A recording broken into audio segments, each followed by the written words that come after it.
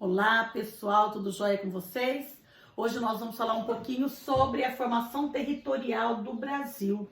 A habilidade de analisar a influência dos fluxos econômicos e populacionais na formação socioeconômica e territorial. E discutir os conflitos e as tensões históricas e contemporâneas do Brasil, em especial no estado de São Paulo. Diante dessa habilidade, o que nós vamos focar? As atividades econômicas, como que elas influenciaram na formação, na expansão e na construção do território brasileiro. E como que nós vamos fazer esta conversa? Nós vamos usar o recurso de análise cartográfica, para que vocês possam visualizar e entender melhor. Então lá, primeiro mapa, né, do segundo slide. Economia do século XVI. Importante a gente observar o mapa, e aqui a gente sabe que é o mapa do Brasil pelo contorno, uma porção do território brasileiro que nós conhecemos hoje. E antes da gente falar das atividades econômicas, eu quero que vocês observem esse traçado. É o meridiano de Tordesilhas. Vocês lembram, já estudaram o Tratado de Tordesilhas. Foi um acordo feito entre Portugal e Espanha para que houvesse essa divisão das novas terras, né, que foram descobertas, foram achadas do novo continente. Então, toda a parte leste pertencia a Portugal e a parte oeste à Espanha. Então, foi feito esse acordo um pouco antes de 1500 entre Portugal e Espanha. Bom, então, esta porção de terra brasileira pertencia a Portugal, a nossa metrópole. Quem colonizou o Brasil? Portugal. Então, lá. Eles utilizaram dessa porção e iniciaram a ocupação do território brasileiro, lá no século XVI. E quando a gente fala em século, presta atenção, no século 100 anos. Século XVI, 1501 a 1600. Então, eles iniciaram com a ocupação do território com a exploração do pau-brasil. 1500 até 1530, os portugueses ficaram esperando esse tempo. Quando chegou em 1530, resolveram assumir, realmente tomar posse das terras. Por quê? Porque alguns países da Europa estavam de olho nas terras brasileiras. Então eles falaram, não, nós vamos ter que assumir. Então eles chegaram e começaram a explorar o pau-brasil, uma madeira nobre, né, que foi muito explorada na exaustão, intensivamente, até começo do século XIX. Hoje nós temos pouquíssimas árvores, né, de pau-brasil, ela está em extinção. Mas a exploração foi muito intensa em toda essa área litorânea que vai do Rio Grande do Norte aqui até São Paulo, inicialmente nessa área. Olha como que ela abrange mais para o interior no século XVI, mas juntamente com a exploração da cana-de-açúcar, do pau-brasil, inicia-se em 1530 também a plantação da cana-de-açúcar, certo? Eles trouxeram as primeiras mudas, os portugueses, e plantaram aqui no solo do Nordeste, inicialmente Nordeste, um solo favorável para isso. Então, as plantações de cana, essa área verde também na faixa litorânea. E um pouco mais à frente surge a pecuária. Então, no século XVI, as três atividades que se destacaram. Importante a gente também analisar que nestes séculos, para ajudar nessas atividades econômicas, eles aproveitaram da mão de obra indígena. Na verdade, eles escravizaram os índios para que ajudassem na plantação e na extração da madeira. Para isso, os bandeirantes, que era um grupo, né, formado de homens, que eles adentraram para o interior do país, à procura de índios, né, escravizando-os, para que eles trabalhassem forçadamente na exploração e na plantação da cana-de-açúcar e do pau-brasil. Então, os bandeirantes tiveram essa função. Também foram enviados para cá os padres jesuítas nesta época, para que eles catequizassem os índios. Então, isso aconteceu no século XVI. Ainda no século XVI, como os índios, eles estavam sendo escravizados, mas eles não tinham estrutura física, né, suficiente para aguentar o trabalho pesado, né? Muitos ficaram doentes, morreram, porque eles não estavam dando conta desse trabalho. Então, eles foram obrigados, os colonizadores, né, os portugueses, a trazer os africanos, né? Eles buscaram os negros africanos e também como escravos a trabalhar forçadamente nas lavouras de cana-de-açúcar e na exploração do pau-brasil. Também depois na pecuária e assim por muitos anos, né? Então, século XVI. O próximo mapa vai mostrar pra gente o século XVII. Então, no século XVII, a gente vê, um pouquinho antes da gente, volta no slide, as capitanias hereditárias também fizeram parte do século XVI. Né? A coroa portuguesa, com o intuito de povoar esta porção do território brasileiro, ele doa faixas de terra a nobres lá de Portugal, de confiança do rei, para que eles venham, né, se apossem dessas áreas e aumente ali, propicie uma maior colonização, um povoamento nessas áreas, né, para que essas áreas estejam protegidas dos olhos dos outros países da Europa que queriam também se apossar dessas terras. Então, foi feita as capitanias hereditárias. Passando o próximo slide, que vai falar sobre o século XVII. Então, nós temos aqui outro mapa do Brasil. A gente percebe, olhando no mapa, a cana-de-açúcar permanece no litoral, mas já abrange uma outra região, com destaque aqui para o Maranhão. Além da cana-de-açúcar, a pecuária. Observe a pecuária, essas setas amarelas mostram a expansão da pecuária. Então, a pecuária no século XVII, já no início do século XVII, ela é a atividade econômica mais importante para a interiorização do Brasil, para que as pessoas, né, elas se adentrassem ao território e começassem um povoamento em quantidade cada vez maior. Então, a pecuária, olha, ela vai para o Nordeste, vem para Minas, para a região aqui de São Paulo, para o Paraná no Sul. Então, ela se expande consideravelmente em todo o território brasileiro no século XVII. E também surgem aí mais duas atividades econômicas. A mineração, também aqui nesta região de Minas, São Paulo, né? As jazidas de ouro são descobertas nesta área no século XVII. E o século XVII, 1601 a 1700. E vocês vão perceber que passa, além do meridiano de Tordesilhas, aparece um outro tipo de atividade econômica, as drogas do sertão. E vocês podem, né, perguntar, mas como que é isso? Não teria que respeitar este tratado, este meridiano? Portugal era para explorar apenas essa parte, mas realmente nem Portugal nem Espanha obedeceram esse tratado, né? Tanto é que a exploração foi além do tratado, e nesta região, na região norte do Brasil hoje, a exploração das drogas do sertão. E o que são drogas do sertão? São aqueles, os condimentos, as especiarias que eram utilizados na culinária, cravo, canela, salsa. Eles aproveitavam das raízes, das cascas, das folhas, das sementes, do fruto das árvores, né? Para fazer esse tipo de especiarias. E levavam isso para a Europa, para Portugal, para comercializar. Além de ser utilizados para as especiarias, né, na culinária, também para medicamentos. E aí eles aproveitavam da sabedoria dos índios, que indicavam para eles, para que serviam, né, tudo aquilo, todas as raízes, as sementes, dentro da área farmacêutica, para vários remédios, né?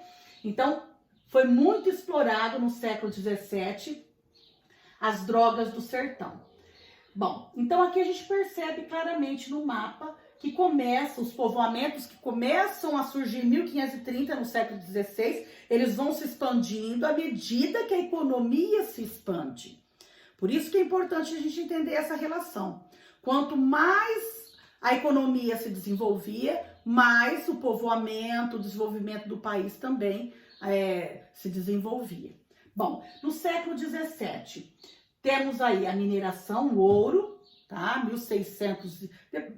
Da metade do século para frente, a exploração das jazidas de ouro, que não tinha no século XVI, e as drogas do sertão. Aí no próximo mapa, século XVIII, no século XVIII aparecem, vamos lá no próximo mapa, o século XVIII a gente já percebe que não tem o Tratado de Tordesilhas, o Meridiano de Tordesilhas. Por quê? Porque em 1750, século XVIII, 1701 a 1800, eles extinguem o Tratado de Tordesilhas, porque ninguém estava respeitando, e faz um novo tratado, o Tratado de Madrid. O objetivo do Tratado de Madrid era que essas terras que antes os portugueses já haviam dominado, já estavam explorando, pertencessem a Portugal de fato. Então a gente vê aqui que toda a área do Brasil, quase que toda a área, porque, por exemplo, o Acre aqui ainda não estava anexado às terras brasileiras, toda essa área já começa a pertencer a Portugal, certo? E a gente vê que aumentam as atividades econômicas. A cana-de-açúcar permanece na faixa litorânea, mas elas passam para outras regiões, como eu já tinha dito a vocês, o Maranhão, aparece em outros lugares, do Nordeste principalmente, tá? Aqui no Norte, as drogas do sertão e também a exploração da borracha surge aqui no século XVIII. A gente percebe essa área rosa, toda a parte de cana-de-açúcar, toda a parte de pecuária, tá? Então, olha aqui, ela sai do Nordeste, vai para o interior do Nordeste, desce, né? Ela se expande para o Sudeste, Minas Gerais, São Paulo, para o sul do país, tá? Rio Grande do Sul, e também agora aparece no Centro-Oeste brasileiro, Mato Grosso do Sul, Mato Grosso, Goiás. A pecuária é uma das que mais se expandiram neste século. Mas outro fator importantíssimo, outra atividade que se destaca é a mineração. Antes, lembram no mapa anterior, ficava apenas aqui em São Paulo, Minas Gerais, ela aumenta, né? Ela se expande por todo o estado de Minas, vai para Goiás e Mato Grosso. Mato Grosso, ali tem uma grande porcentagem neste século de exploração das jazidas de ouro, e aparece no século XVIII as jazidas de diamante. Tanto é que no século XVIII, em 1763, a capital do Brasil, que estava localizada em Salvador, na Bahia, ela deixa de se instalar, ela deixa, né, o estado de Bahia e vem para o Rio de Janeiro. Por quê? Porque a região do Rio de Janeiro, com a mineração, ela se desenvolve, a região do Rio de Janeiro, a região do Sudeste, ela se desenvolve muito, porque principalmente é ali que começa toda essa extração do minério de ouro e do diamante. Então, esta região, ela passa a se tornar uma das principais no país. Então, a capital vem para o Rio de Janeiro, tá? Por conta disso. Tanto é que o declínio da cana-de-açúcar, porque a cana-de-açúcar já não estava sendo rentável para a coroa portuguesa. A mineração, ela se torna o auge da atividade econômica no século XVIII, em detrimento do declínio da cana-de-açúcar. Então, o século XVIII se resume a isso, tá? O desenvolvimento somente dessa região, a capital que vem para cá. E nesse decorrer, as vilas, as cidades vão aumentando, vão se tornando maiores, tanto em tamanho, geograficamente tamanho, mas também em quantidade. Aí o próximo mapa que nós vamos mostrar agora é o século XIX, 1801 a 1900. Neste século XIX, a gente olhando para o mapa, e de acordo com a legenda, a gente percebe um colorido mais diversificado, né?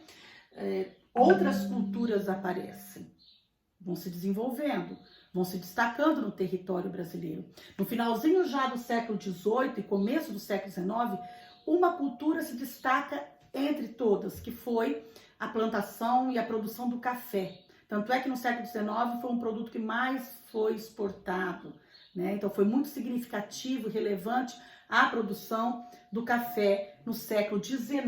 Olha onde que surge, também aqui na nossa região sudeste, pegando Minas, Rio de Janeiro, São Paulo, Espírito Santo. Então nesta região o café se desenvolve, né? E ele se torna um dos principais produtos, atividades econômicas do Brasil no finalzinho do século XVIII e início do século XIX.